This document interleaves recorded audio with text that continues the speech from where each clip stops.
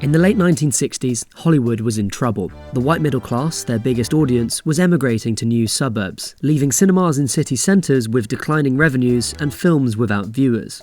It would be years before multiplexes redefined the cinema landscape in the States. Meanwhile, black working class people, the majority of city dwellers, were celebrating the passing of the Civil Rights Act, but were left adrift by the respectability politics of the black middle class, and felt without representation. This was the situation facing Melvin Van Peebles, a black filmmaker who felt that he could make a film that accurately represented the experiences of the black working class. I got tired of seeing the movies where, oh, they're gonna do the lights now tonight. They're sending so-and-so to the last mile, and there's always a brother with extra Vaseline standing at the bar.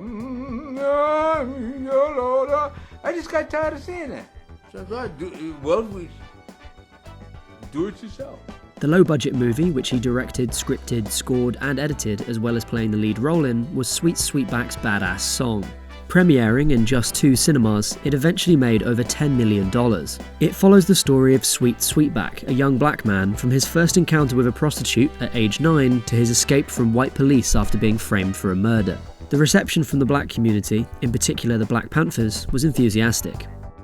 A touchstone and codifier of blaxploitation, Sweetback is a stylish film with a kick-ass score, characterful performances, and poppy visuals. But it's hard to watch now, with significant amounts of rape perpetrated by and against the protagonist and glorified crime and violence throughout. In that sense, it's a perfect example of everything wrong and right about the genre.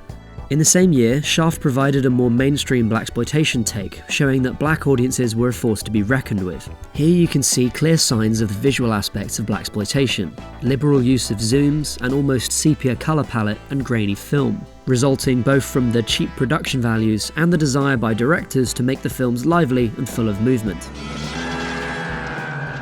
Blaxploitation became a full-on craze, launching the careers of some prominent black actors like Fred Willamson and Pam Grier. Predominantly focused on crime, the blaxploitation style was applied to other genres, like horror, kung fu, and westerns. By the mid-1970s, controversy from more conservative black activists and formulaic knockoffs led to waning enthusiasm for blaxploitation films.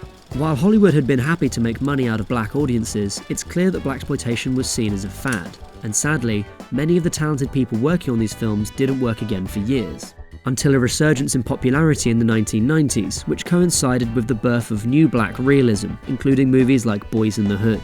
These pictures were created by the first generation of black filmmakers who grew up with blaxploitation, and with their stylish visual flourishes, crime narratives, and charismatic performances, evoked blaxploitation while focusing on more grounded stories. From the energy of these movies, and from the innovation and subversive spirit of blaxploitation, we can draw hope that representation behind and in front of the camera will continue to improve.